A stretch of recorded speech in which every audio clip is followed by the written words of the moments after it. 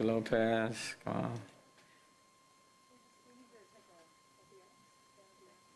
Right there on the next counter. Juliet, you can be on this side. Okay, we're going to do this in two segments. Let me say good afternoon to everyone. I'm joined today by Carolyn Watson of J.P. Morgan Chase, and virtually by Mike Temple of the Workforce Solutions, Alicio Cisneros, a member of the city's new COVID-19 Community Health Education Fellows Program, Dr. Asam Shah, and Dr. Keila Lopez of the Mayor's Health Equity Response Task Force, and Juliet Stapek, Director of the Mayor's Office of Education. Earlier this year, J.P. Morgan Chase provided the City of Houston a grant to develop a new initiative known as the COVID-19 Community Health Education Fellows Program.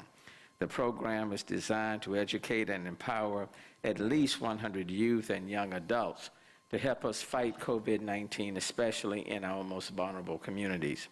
The program recruited individuals between the ages of 18 to 30 from Houston's neighborhoods determined to have the greatest vulnerability using the CDC social vulnerability data, health data, and accessibility data. This included 17 priority super neighborhoods and the 10 complete communities. And thanks to the $100,000 grant provided by J.P. Morgan Chase earlier this year, we are here to celebrate our first cohort of chefs who successfully completed 10 weeks of healthcare training to fight COVID-19. When I launched the Mayor's Health Equity Response Task Force, HERB, the chefs program became a part of the City of Houston's COVID-19 recovery efforts and was designed and developed under the leadership of my Office of Education and the HERB Task Force Public Education Subcommittee. And that's headed by Councilmember Cisneros. There she is. Because they are from the community, we know that our chefs have a deeper understanding and appreciation of their neighbors. All chefs successfully completed their community health worker and contact tracing certifications at either Houston Community College or Lone Star College. And we have a representative from Lone Star College with us today. Is President Head? That's right. I'm getting everybody's names messed up today. President Wright, that's with us today. Thank you for joining us from Lone Star. After successfully completing their training, they started their paid internship at the City of Houston to help with COVID-19 response, working at least 7 weeks, earning $15 per hour for 32 hours a week. Our chefs are frontline public health workers. They work with communities, neighborhoods, and faith-based institutions to gather information to tailor public health education and wraparound services. And this is a rigorous program that demands a whole lot from its participants. We have had 41 start the program, and as of Monday, 35 will have successfully completed all the certifications and training required to become a chef. And we are recruiting for additional cohorts, so we will have 100 persons successfully completing this program by year's end. J.P. Morgan Chase helped us start this program. Certainly want to thank them. We're also deeply appreciative of the post-secondary institutions that have supported this program, including the University of Houston, Houston Community College, Lone Star College, and the University of Texas Health Science Center, School of Public Health, and Rice University. We have also partnered with Workforce Solutions, which has agreed to provide funding to support the internships of 44 chefs. And we have collaborated with the Houston Health Department, who is represented here today by Noah, to provide us with training and guidance. This is a great program that focuses on the urgent needs for community health workers to help us respond to the COVID-19 pandemic. So again, my congratulations to our chefs, and thank you so very much for our outstanding partners. And now let me stop and let me pause and bring up J.P. Morgan Chase, represented by Carolyn Watson, to speak on behalf of this program. Carolyn, thank you again. Y'all helped us in the previous years, and you're with us again this year. Carolyn. Thank you, Mayor. Well, the pandemic has touched every part of our community. And for young people who just graduated high school, were starting college, or had dreams of starting a career, those plans have been postponed or possibly even derailed. Meanwhile, COVID-19 has made clear the importance of people serving on the front lines and the need for community health workers. To address these needs, the mayor's Higher Houston Youth Program created the COVID-19 Public Health Education Fellowship. It recruits young adults from 20 Houston neighborhoods hardest hit by COVID-19 to complete a certified community health worker program and externship with the city of Houston. J.P. Morgan Chase is pleased to support this fellowship program by providing a $100,000 grant for tuition, wages, test fees, and wraparound supports. Higher Houston Youth has expertly leveraged public funds and other dollars with the Chase grant so it can serve more people. They can serve 100 young people through this effort. This program offers a first step to a career in healthcare. It also gives young people a chance to serve their communities during an unprecedented time. J.P. Morgan Chase appreciates the mayor's leadership and the efforts of the mayor's office to bring all these partners together to make sure that this fellowship program is a success. And we're just so grateful to be a part. Thank you, Carolyn, and for you all's participation. I also want to acknowledge Stephanie Nellens-Page, who is also a member of the Health Equity Response Task Force that's here, and Shannon Buggs, who's the Director of Complete Communities and providing leadership to her task force. Again, let me also acknowledge the support of Mike Temple from the Workforce Solutions, Mike is here supporting us and joining us virtually. Mike, let's turn to you. Mike Temple with Workforce Solutions. Thank you so much, Mayor. I'm so pleased and proud to be here today. On behalf of the Gulf Coast Workforce Board and Workforce Solutions, I want to say what a great honor it is to support this program, and especially to support the young people who are going to be doing this very vital work. It is a special pleasure for me to be able to see two of them here with me virtually and to congratulate them on their work. And we look forward to supporting them and the other young people from throughout Houston who will be participating in this project. Thank you so much. Thanks, Mike. I appreciate your involvement and participation in Workforce Solutions. We also want to hear from one of our chefs, Eliseo Cisneros is a member of the COVID-19 Community Health Education Fellows, and he will be coming with his remarks at this time. Eliseo. Good afternoon. My name is Eliseo Cisneros. I am part of the first chef cohort by the mayor's office. I am currently working with the community Denver Harbor. I personally grew up within the 77023 Second Ward and Magnolia community. It is those personal experience that allowed me to understand the physical and the social determinants that have helped me throughout this fellowship. We have also worked within the microsite. The microsite is divided into 4 different areas. It is divided into survey, COVID prevention, MAPS, and mental health. We have divided these because they are important for our community, because we know that there is no awareness thus far to the extent that is needed. I also have 2 of my fellow colleagues, Ansel Juarez, who was part of the Seagast community, and Allison Moore, who is part of the Sunnyside community. Well, thank you very much, Dr. Cisneros. Really appreciate that, and well done. The rest of you want to just say your names? You're here virtually. Why don't you just say something? The 2 others that are on this, that are with us virtually. Hi, I'm Allison Moore, and I'm representing the Sunnyside community. And I just want to say thank you for affording us this opportunity to be here with you all and to take part in this program. Thank you. Hey everyone, this is Ansel Juarez. I just want to thank the mayor and everybody that made this opportunity possible for us. It honestly changed my life. No, a lot of other chefs can also say that. So thank you for that. It means a lot.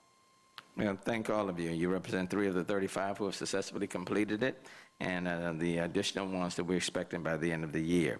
I also want to bring up 2 important persons who have worked closely with the chefs. Let me start off with Dr. Shaw. and then will be followed by Dr. Lopez. Dr. Shaw.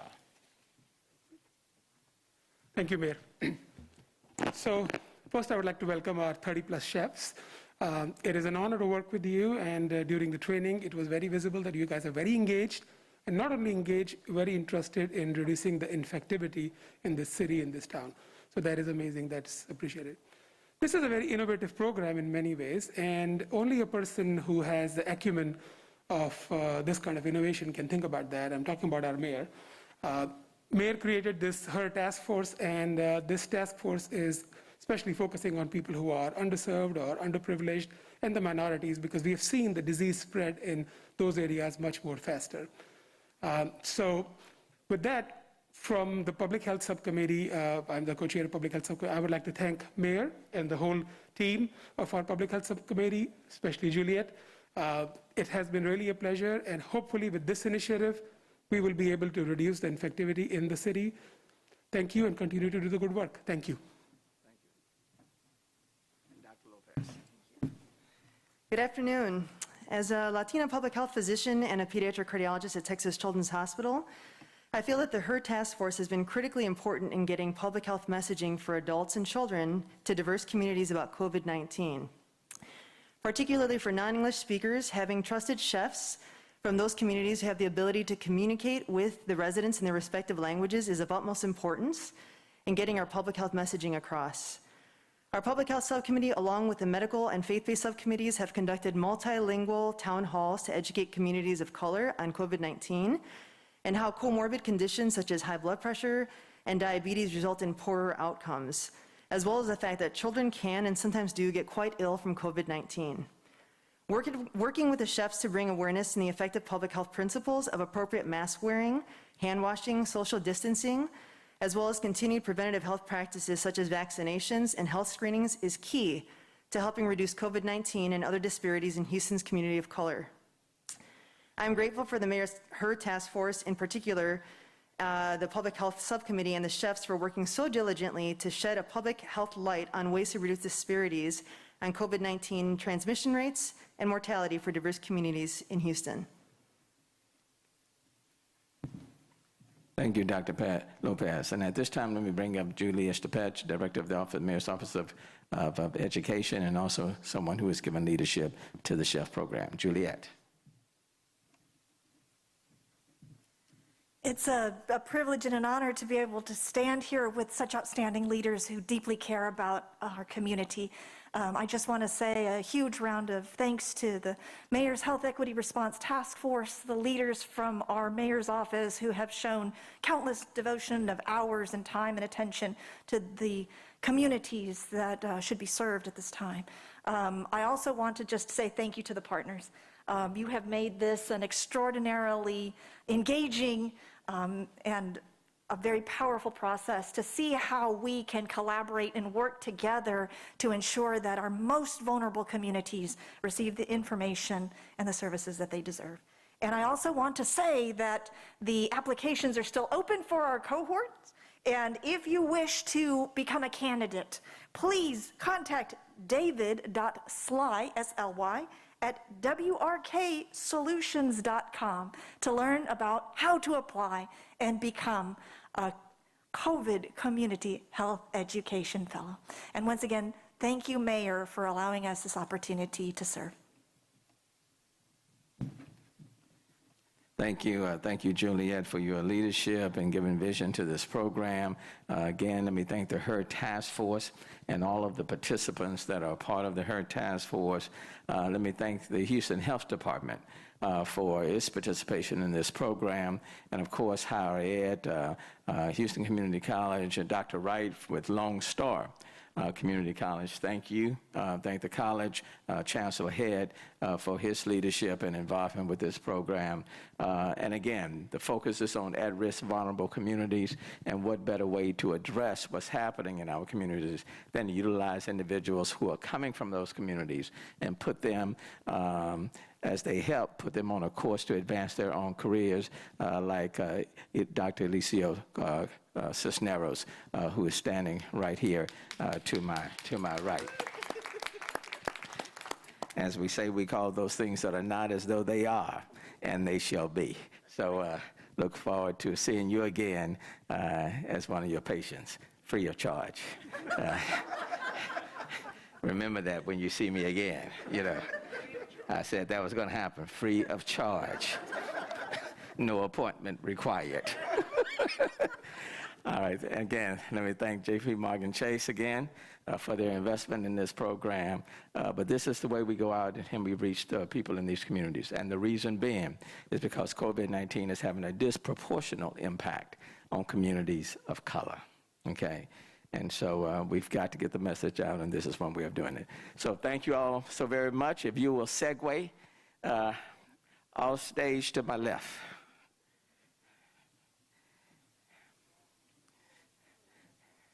Now let me bring up the secondary players, the council members, Mayor Pro Tem Dave Martin, Councilmember Cisneros, Councilmember Pollard,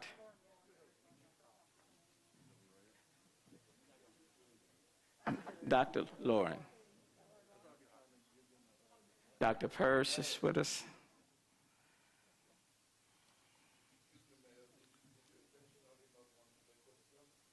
Oh, I'm sorry.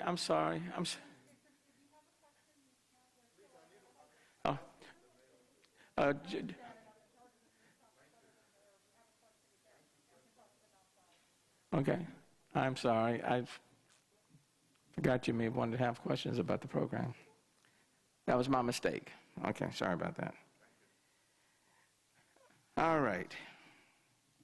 For today's numbers, today the Houston Health Department is reporting 176 new cases of COVID-19, bringing our total count now to 64,137. So that's 176 new cases today. Sadly, however, we are reporting 18 newly reported deaths. These are persons who live in the city of Houston, and that brings the number up to 841. And you can see the list that is on the screen. As you can see, most of them are deaths that occurred in July. A few of them in August, but most of the deaths are occurring in July. And as you can see, most of that 18 are coming from the Hispanic community. African Americans are making up, and Asians in this number will be making up almost 95, 96, 97% of those numbers. Again, it points out the importance of the CHEF program and working with individuals that are coming directly from these communities and these underserved communities. So even though the positivity numbers are lower than what we have been used to seeing over the last, since the beginning of June, the numbers of deaths that we are reporting are remaining consistently high. For Houston standards. Let me just indicate that the numbers are, in many of the indices are moving in the right direction. There are some numbers that are still being persistently high, like the number of people that we're reporting who have died. That number remains persistently high. And even some of the indicators within our hospitals are kind of fluctuating, going up and down. The reproduction rate, that R number that determines really what degree of community spread is. For several weeks in our hospitals, it was below 1, which was good. And in the last couple of days, it is above 1. As of today, it was 1.15, I believe, which is higher than what it needs to be. So that number needs to come down below 1. Now, the number of people, for example, in our hospitals, that number is below 800, I think it was 706 as of this morning, and so that's good news.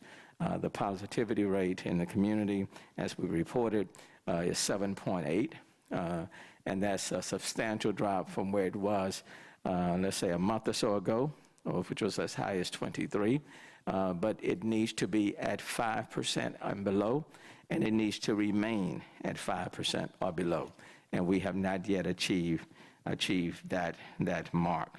So we still have work to do. I say all of that to say this is not the moment for people to think that we have reached our goals, because we have not. The numbers in many of the indicators are better, but we have not yet reached the goal where we need to be. And so when we start talking about, opening up, let me just send a very cautionary note. We need to be very, very careful. And then, of course, we are getting ready to face the Labor Day weekend, and that's going to be challenging for us again. And I'm going to remind people about the importance of wearing these masks when you're in public and around individuals, the social distancing. I had a conversation with my staff just the other day, and they were saying, Mayor, it seems like in part people have now just tuned out. We say go get tested, there's plenty of capacity, but yet the numbers continue to remain low. And it seems like people have just tuned out.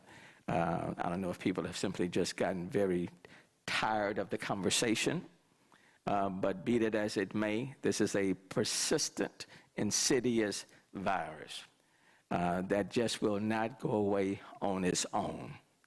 And so where we come together and where we come together and we don't have on these masks and we're not engaged in social distancing, the virus will certainly remind you that it never left the scene and was just waiting for you to put your guard down, and all of a sudden, this is where we are.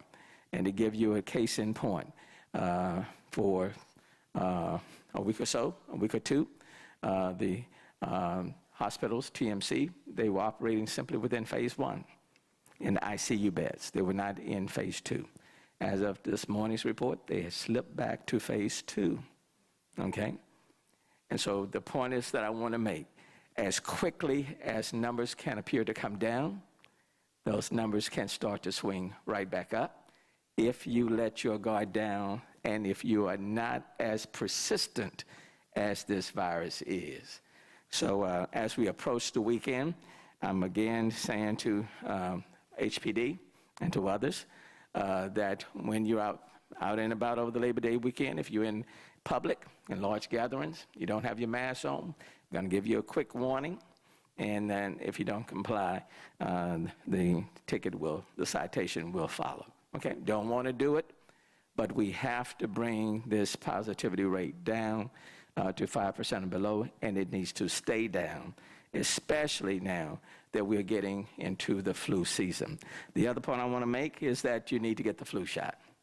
In addition to being tested, you need to go and get your flu shot, okay? What we don't need is both colliding at the same time, and we are not doing our very best to fend off both. So please, please get your flu shot. Now, the Houston Health Department, in partnership with Rice University, Baylor College of Medicine, and CDC, is announcing plans to conduct a COVID-19 antibody testing survey. The antibody testing will determine if someone has had a past infection but not detect a current infection, and that is why it is still important to get tested. Our goal with the antibody testing is to better understand this disease in order to mitigate its spread. Having as much information as possible about the prevalence of exposure to the virus will help us in making decisions about public health measures, which is why we need the community support. The antibody testing will occur in 2 phases. Phase 1 will take place beginning September 8th and ending September 24th. So the first phase 1 of this antibody testing will occur beginning on September 8th and ending on September 24th. Phase 2 will start in the early part of 2021, and at that time we will provide you with specific details about the start of phase 2. So let me bring up, I guess today, 2 people, Dr. Purse, then followed by Dr. Lauren. You're speaking on it as well? Okay, so we're going to call up Dr. Purse. Someone called him earlier Dr. Shaw, and I just want to remind the people, get these names right. I had to correct that person who called him by another name.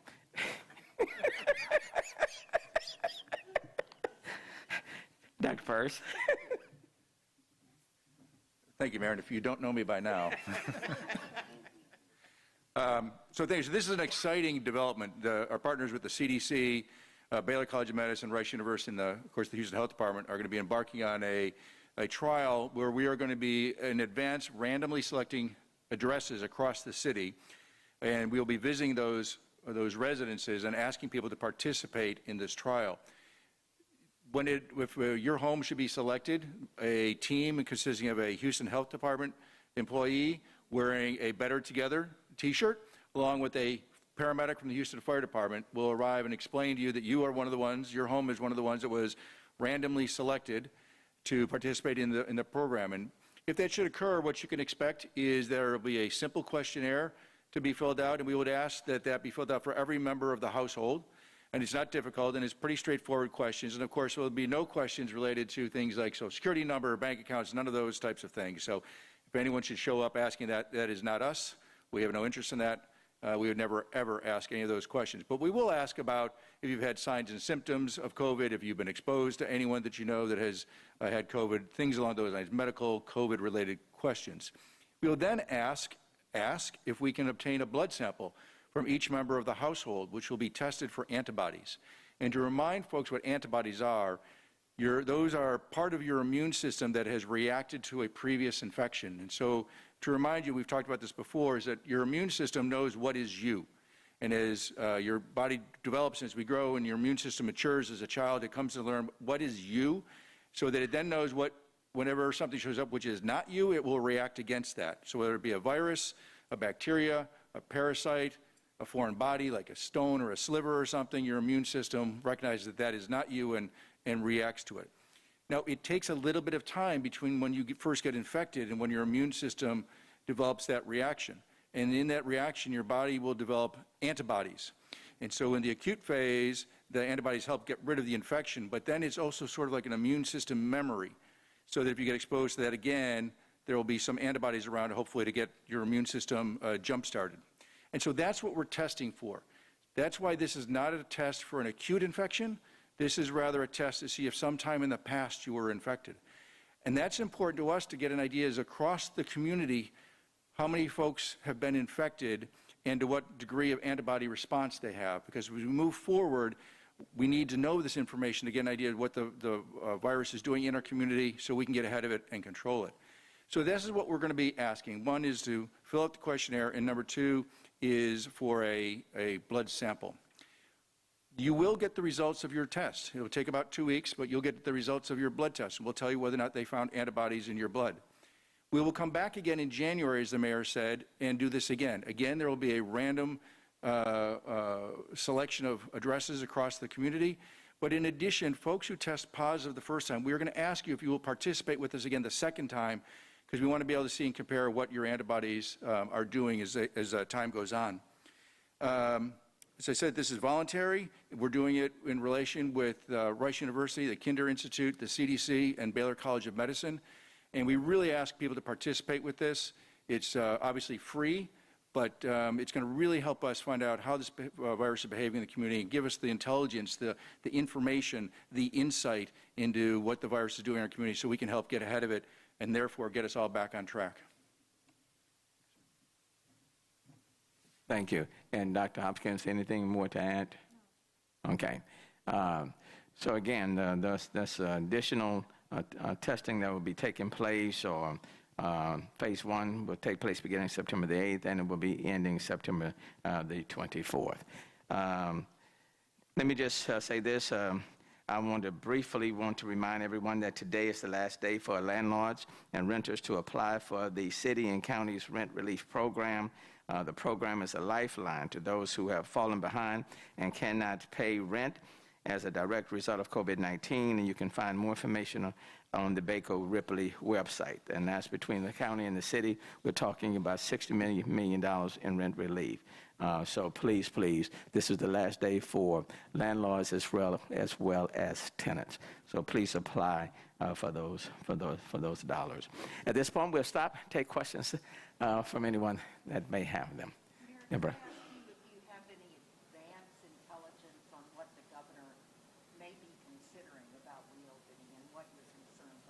No, Deborah, not at this time. In fact, I was on a program earlier today with the mayors of San Antonio as well as Austin, and I asked that question if they had any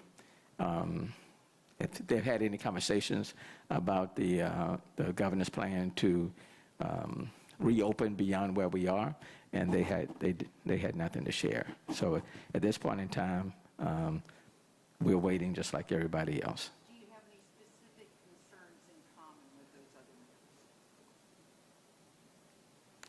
about the reopening?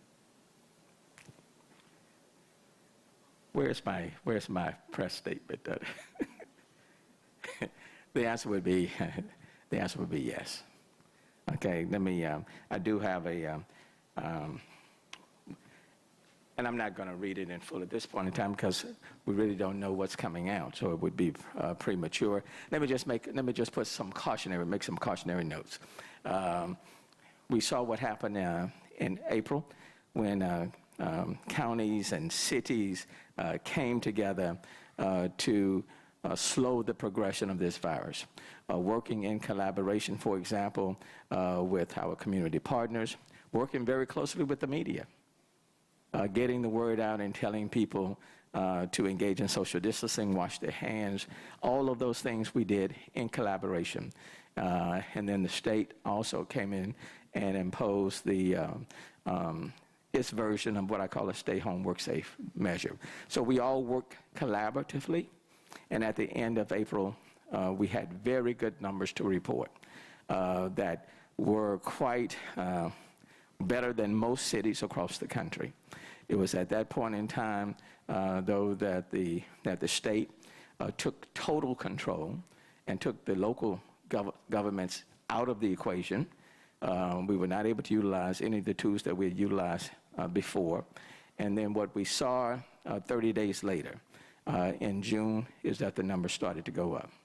The positivity numbers, for example, in all of May, in the city of Houston were about 3,700. The positivity numbers in June were more than 13,000, and in July they were more than 22,000. And then when you look at the numbers of people who died as a result of COVID-19, those numbers took off in June in comparison to May, April, and March, and they really took off in July and August high, and then as of today, we're reporting 18.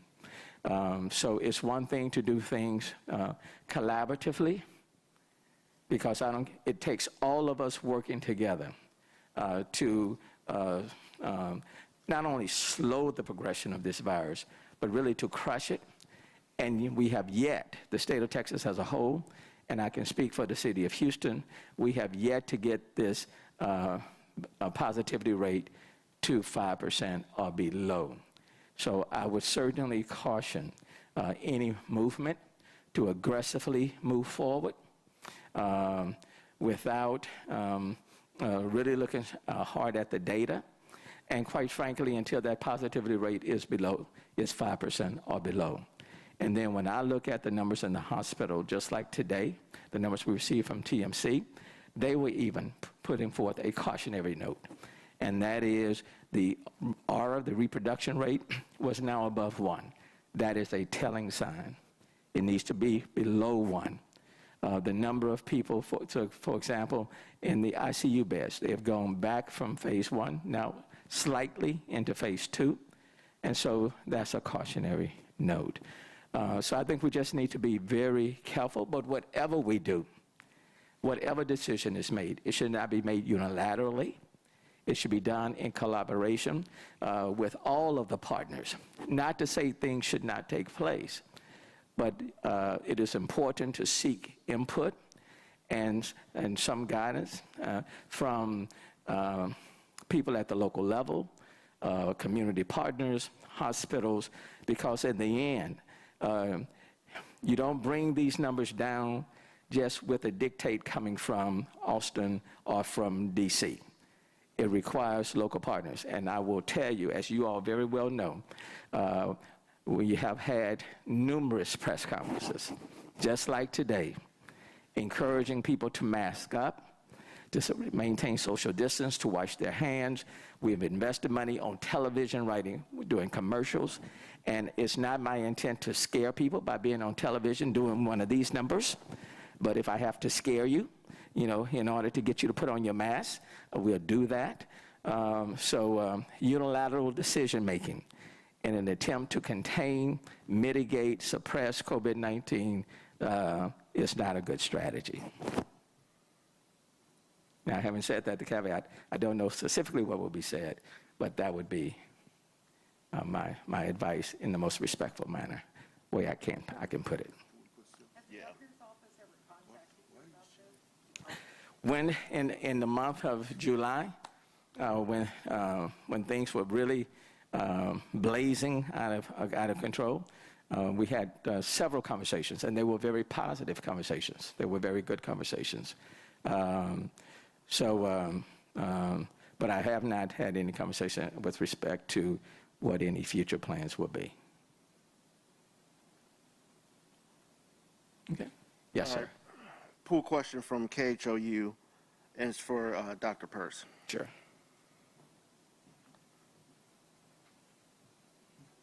What do the results of the antibody survey tell you? So it'll give us an idea as to, because it's a sample, so we'll then have to extrapolate, give us an idea about how many people across the city we believe were previously infected.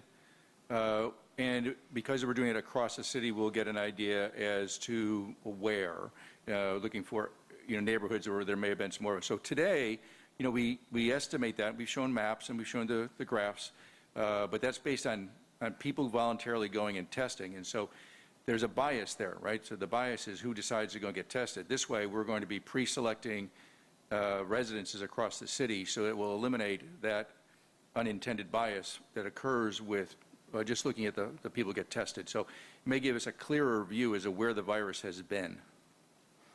How does the test, if at all, change the way the city approach fighting the virus?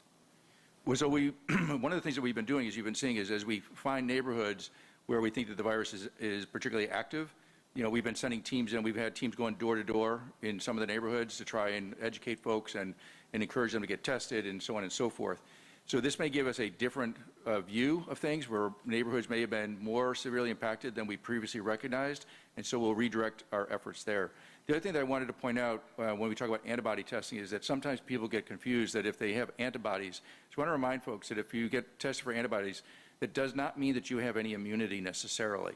It is part of your immune system, but we're still learning about this virus, and one of the things that we'll be learning with this, again, with the secondary testing in January, when asking people if they'll get tested again, we will get some indications how long. So if you tested positive for antibodies here in September, and we test you again in January, and you no longer have antibodies, then that would, we're already seeing that. But the question is, we don't know, is that 20% of the population? Is that 50% of the population? Is that 70% of the population that loses their antibodies within just a couple months? Because a lot of folks think that, oh, I've got antibodies, I'm immune. Well, A, that's not necessarily true. And number two is, even if it is, we don't know how long it lasts just yet. One more question. Are you recommending that people get tested for the antibodies in addition to diagnostic tests? So good question. So these are two different tests that test for two completely different things. So we're really encouraging people to go and get tested today with the tests that look for that's predominantly the PCR test, and that's mostly either the nasal swab or at Minute Maid Park, the oral swab. Those tests to see if you have the infection today, and that's important because if you test positive, you now know that you may be, even without symptoms, you may be spreading the virus. So that empowers you to protect your family members and coworkers and neighbors by taking the right steps. If you wait and get the antibody test, you now find out that, oh, well, 2 weeks ago when I had that fever, I guess I was spreading the virus. It's way too late by then. So two different tests looking at two completely different things that then give us two different, you can make two completely different actions based on that information. Thank you. Next question is for the mayor. Mayor, what is your message to renters in Houston following the CDC's eviction moratorium? What I would, 1 second. Deborah, you getting ready to leave?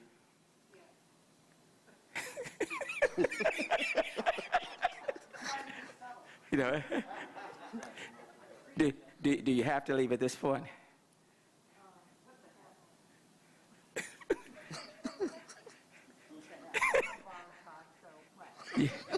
Yes, please have a seat, Deborah.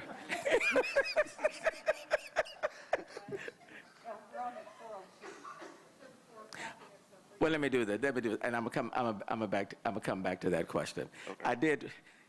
I know Deborah is retiring. I'm moving on. I'm changing. I understand. She's changing. I understand.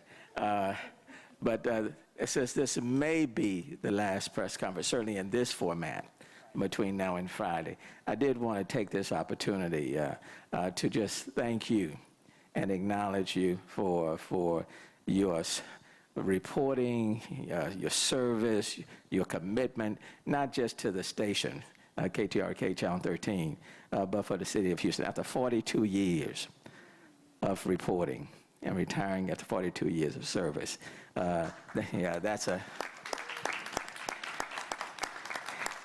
that's a big deal. And 42 years, that I would tell you, we've known each other for a long time in the legislature, and we were going back to kind of look at some of the interviews and things. There are sometimes the interviewing and the questions were tough on me, but through it all, you've always been very, very fair and professional. So I did not want you to leave this press conference today without expressing our thanks and congratulations to you for 42 years of service. And we just hope and pray that the best days of Deborah Ridley in the future will be far, far better than the days that have passed. So wish you all the very best. Congratulations. Deborah Ridley, Channel 13, KTRK, 42 years of service. Thank you so much. And a District E resident, Councilman Mayor Pro Tem, We know, I've got him on speed dial. is your council member. Another pothole. No, that wasn't you.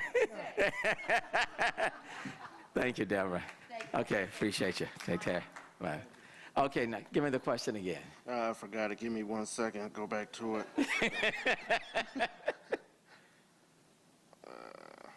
I think it was about the renters.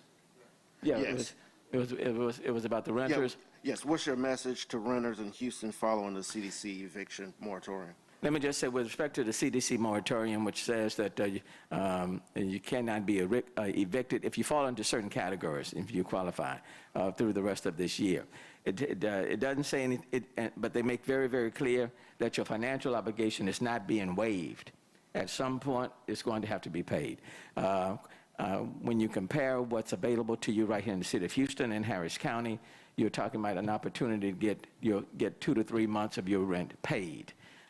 So that your financial obligation is not widened, deepened. So I certainly will encourage people in Houston, Harris County to apply for the $60 million that are available between City of Houston and Harris County, knowing that if you do qualify for the CDC rent moratorium, at least you won't have to face evictions until that point in time, but it does not wipe away your financial obligation.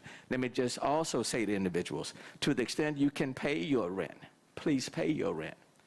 Because what you don't want to do is not be in a position to pay your rent, choose not to pay it because you may not be evicted, and then down the road, 3-4 months, come December, January, when it comes time to pay, and you really don't have the money to pay, and then you don't know which way to turn. So to the extent you can pay your rent, let me encourage people to pay their rent.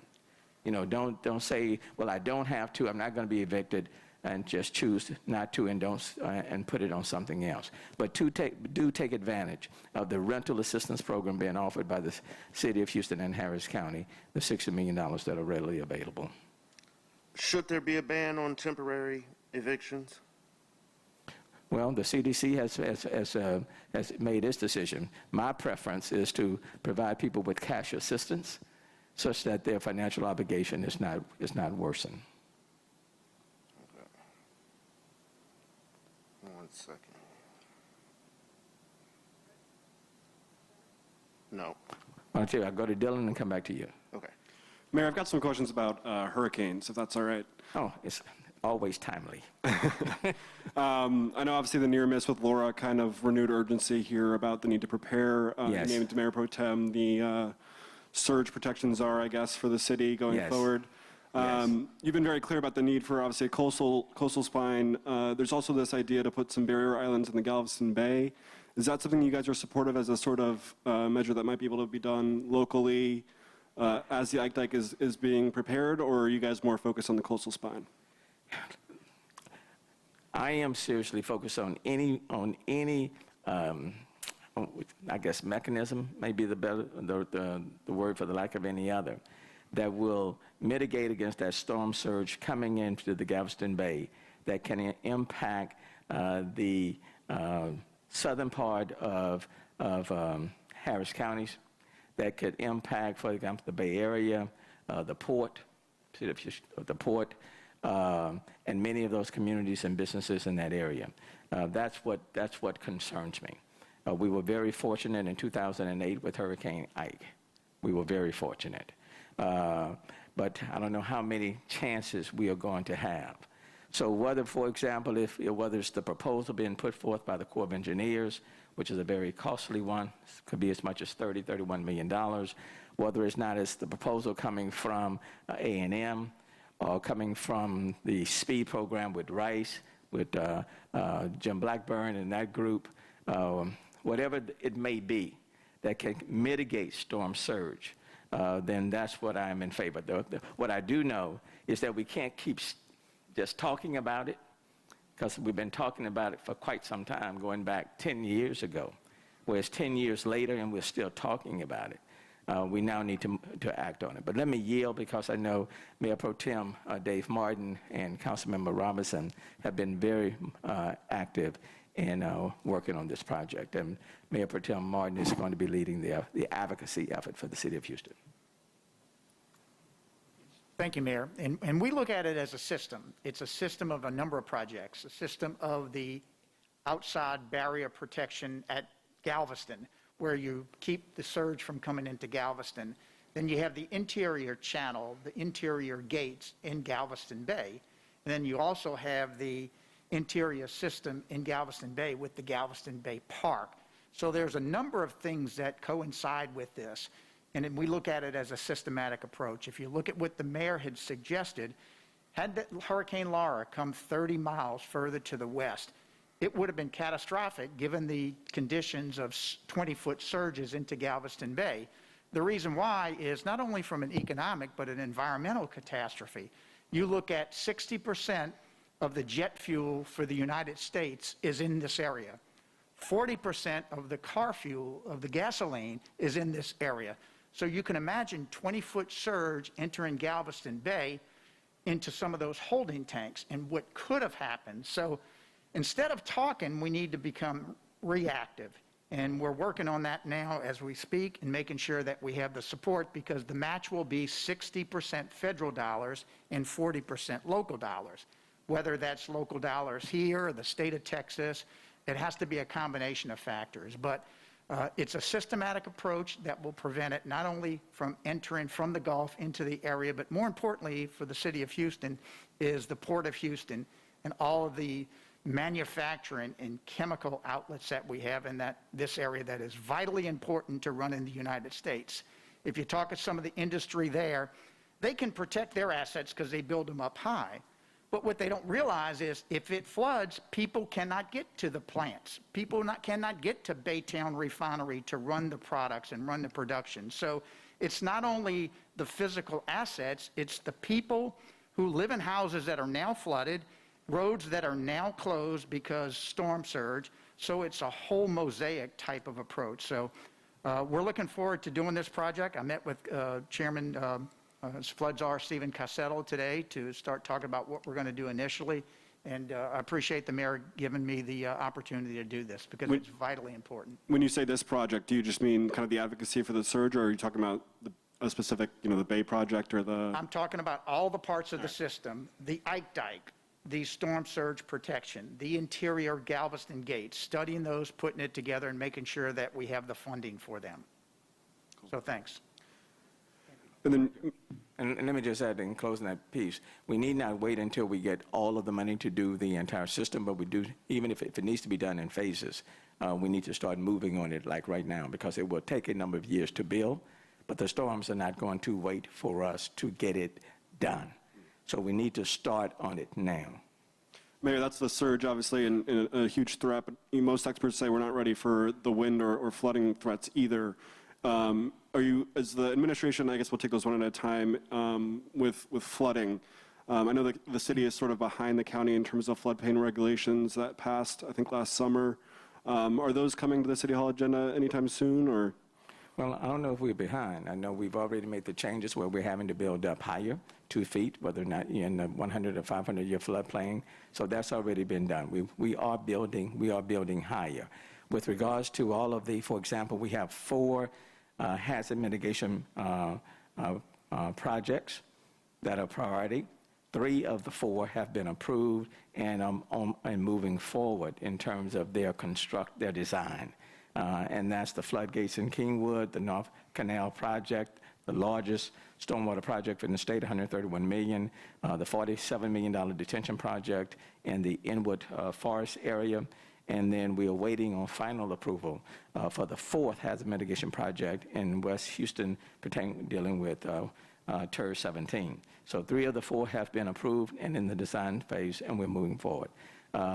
With respect to the Willow Water Hole, we've already purchased that shell facility for 13 additional acres of detention along Willow Water Hole. So there are a number of things that are already taking place.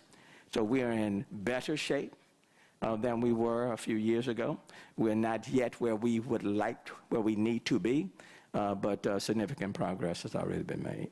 I think the regulations I'm talking about had to do with the amount of detention that developments had to have when they were building. I think they were going to be coming up last June, and they were tabled to January, and I don't think they've reached the agenda yet. I'm not sure if you're familiar with those. I'm not. I'll defer to both Steve Costello and to Director Haddock on that. And then lastly, on wind, we've been talking to some experts who say Houston's pretty far behind in terms of how its housing stock and buildings are prepared to kind of take a Cat 4 storm like Laura would have been in terms of the winds. Anything afoot in the city in terms of strengthening those building codes or better preparing for wind damage? I'll have to defer to my people in Public Works on that issue. No one has brought that to my attention. Okay. Is there a number for symptomatic, asymptomatic cases, positive cases in Houston? Is there a number for asymptomatic cases? Or symptomatic / asymptomatic positive cases? So when we get the test results back, we just get the test result. We don't necessarily get back whether somebody's symptomatic or not. The next level will be whether somebody went to the hospital and was either admitted or seen in the emergency room. We have those numbers, but there could easily be, in fact, I believe that there are a fair number of people in the community who got symptomatic, tested positive, never reached out to their doctor. So we probably don't have the total number of those who are symptomatic. We do if they went to the hospital, because we track in the emergency department how many people meet the signs and symptoms. We get that. We have that. I don't have it with me, but we have that value. And of course, we have the number of folks who got admitted. But if somebody was symptomatic and didn't reach out to a healthcare professional, we wouldn't have that counted, so no. Okay. Is there official count to date tracking the infections in healthcare workers treating COVID-19 patients in the Houston area?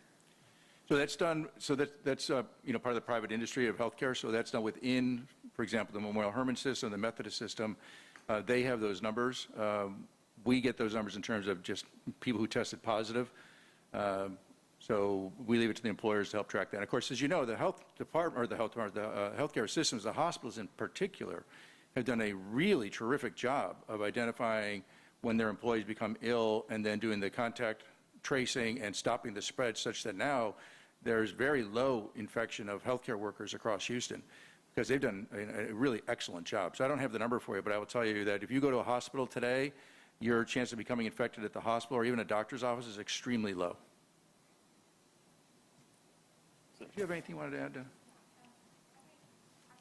I would add to that previous question that of the level of, or the number of people that are symptomatic and asymptomatic, that's what the antibody study should help us understand, because it's cumulative incidence. that the study should be able to reveal based on this random sampling across the city. And so the objective of that study is specifically to look at the prevalence or that cumulative incidence of the virus that Houstonians have seen. And I'd also want to just be able to let you know that the teams are in the field right now knocking on doors to make appointments for next week. So people that find a firefighter, a healthcare worker, a Houston Health Department Better Together shirt on with badge at the door today, tomorrow, yesterday. 21 homes and 60 block groups across the city have been contacted, and those specific households are the ones that are invited to join the study. And I think it's really important because it's part of the Better Together campaign. We randomly selected you, and we really hope you open that door and participate. It's voluntary, but what it does is it provides us information for the whole city. So it's really something that individual can do to support understanding the virus for all of us. All right, having said that, just another reminder, please fill out the census. The census, please respond to the census. This is the last month, September 30th is the last day for you to respond to the census, mycensus2020.gov. Please fill out the census. And then please bear in mind, Labor Day weekend, keep your guard up. And let me tell you what I found out that will work, that will help you out. A French fry a day.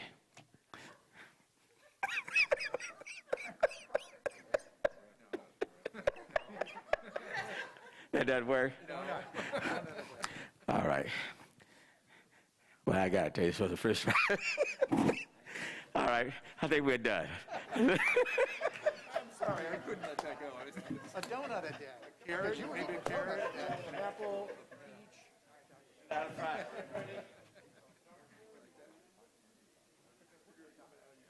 Yeah, and he just